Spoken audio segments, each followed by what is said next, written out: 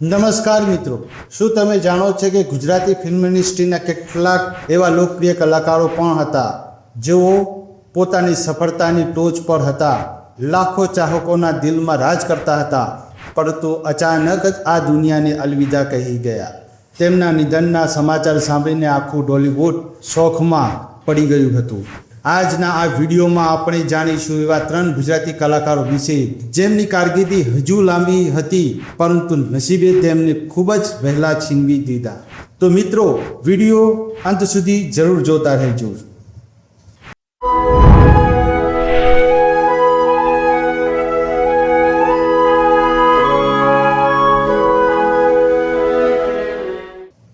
એમાંના પહેલા કલાકાર છે જગદીશ ઠાકોર. જગદીશ ઠાકોર માત્ર એક એક્ટર જ નહોતા, પરંતુ પોતાના અવાજથી પણ લાખો લોકોના દિલ જીત્યા હતા. વડલાવાળું ગોમ જેવા ગીતો તેમને ઘરમાં ઓળખ અપાવી હતી. વર્ષ 2009માં આવેલી ફિલ્મ તું તો સાજન મારા કારજે કુરાનીથી તેમની ગુજરાતી ફિલ્મોમાં ધમાકેદાર એન્ટ્રી કરી હતી. ત્યારબાદ ઠાકોરની લોહી ભીની ચુંદડી, પ્રીત ચૂકે નહીં સહિત અનેક સફળ ફિલ્મોમાં તેમને યાદગાર અભિનય કર્યો. પરંતુ ઓગસ્ટ 2017માં જન્માષ્ટમીના દિવસે કડી નજીક મિત્રો સાથે હતા ત્યારે તેમને અચાનક હાર્ટ એટેક આવ્યું. હોસ્પિટલ પહોંચે તે પહેલા જ તેમને અંતિમ શ્વાસ લીધા. માત્ર થોડા જ વર્ષમાં લોકપ્રિયતાની ટોચે પહોંચેલા આ કલાકારની ખોટ આજે પણ ગુજરાતી સિનેમાને વર્તાય છે. હવે વાત કરીએ સુધા ત્રિપાઠી. જૂન 2026માં તેમના અચાનક નિધનના સમાચાર મળતા સમગ્ર ગુજરાતી ફિલ્મ ઇન્ડસ્ટ્રીમાં શોકની લાગણી છવાઈ ગઈ હતી. સુધા ત્રિપાઠી કોઈ ફિલ્મી પરિવારમાંથી આવતા નહોતા. તેમને પોતાના કરિયરની શરૂઆત મોડેલિંગ અને મ્યુઝિક આલ્બમથી કરી હતી. તેમને મહેનતનું ફળ ત્યારે મળ્યું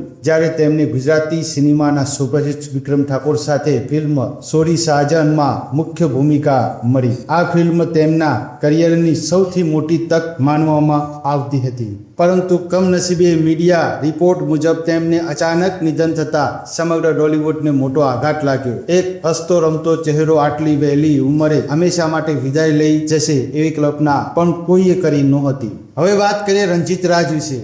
80 અને 90ના દાયકામાં જ્યારે ગુજરાતી ફિલ્મમાં ભૂપેન્દ્ર ત્રિવેદી અને નરેશ કનોડિયાનો દબદબો હતો, ત્યારે એક હેન્ડસમ અને રોમાન્ટિક હીરો દર્શકોના દિલમાં વસ્યો. તેમનું નામ હતું રંજીત રાજ. તેમના આકર્ષક વ્યક્તિત્વ અને અભિનયને કારણે તેઓ ખાસ કરીને યુવાનોમાં ખૂબ જ લોકપ્રિય બન્યા હતા. દેવલ દિવાયત, વીર વેલો, આવજે, સાજન ને સથવારે જેવી ફિલ્મોમાં તેમને યાદગાર અભિનય આપ્યો હતો. પરંતુ દુઃખની વાત એ છે કે તેમની કારકિર્દી હજી શિખરે પહોંચતી હતી ત્યારે જ તેઓ યુવાનીમાં જ આ દુનિયાને અલવિદા કહી ગયા. જો તેઓ આજે જીવતા હોય તો કદાચ ગુજરાતી ફિલ્મ ઇન્ડસ્ટ્રીના સૌથી મોટા સુપરસ્ટારમાં તેમનું નામ લેવાય. મિત્રો, કલાકાર ભલે આ દુનિયામાંથી વિદાય લઈ જાય છે, પરંતુ તેમની કલા, તેમના પાત્રો અને તેમની યાદો ક્યારેય મળતી નથી. આ ત્રણેય કલાકારોએ ગુજરાતી સિનેમાને અમૂલ્ય યોગદાન આપ્યું છે અને તેથી જ તેઓ આજે પણ લાખો ચાહકોના દિલમાં જીવંત છે.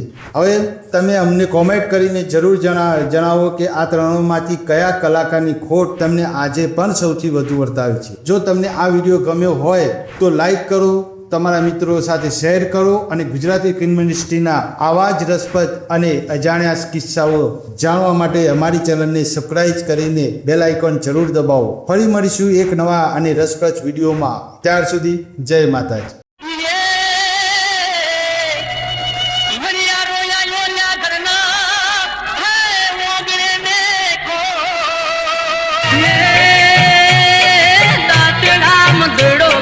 હોલો ટુઆ